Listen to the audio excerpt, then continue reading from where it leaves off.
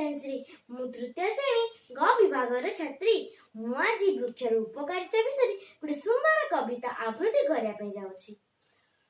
ବୃକ୍ଷ ହିଁ ଆମ ଜୀବନ, ତାକୁ ଭୁଲିବ ନାହିଁ।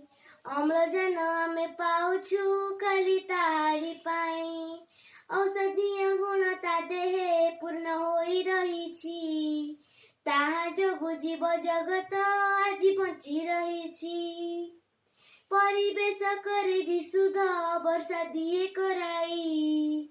ଜାଳେଣି ଯୋଗାଏ ଜଗତେ, ସେ ତ ସବୁରି ପାଇଁ। ପତ୍ର ଫୁଲ ଫଳ ମୂଳରୁ ଆମେ ସବୁ ପାଉଛୁ।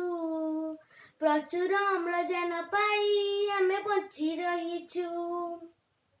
ବୃକ୍ଷର ଉପକାରିତା ଆମେ ଭୁଲିବା ନାହିଁ। ତାର ସବୁ ଅଂଶ ଦାନ କରି ସାରା ଜଗତ ପାଇଁ। ତାଠାରୁ ମହାନ ସଂସାରେ ଆଉ କେହି ତ ନାହିଁ। ଜୀବ ଜଗତର ବନ୍ଧୁ ସେ, ତାକୁ କାଟିବା ନାହିଁ। ଆଶା ହେ ଭାଇ ଭଉଣୀ ଆମେ ଶପଥ ନେବା। ନବ ନବ ବୃକ୍ଷରାଜି ଯତନେ ଲଗାଇବା।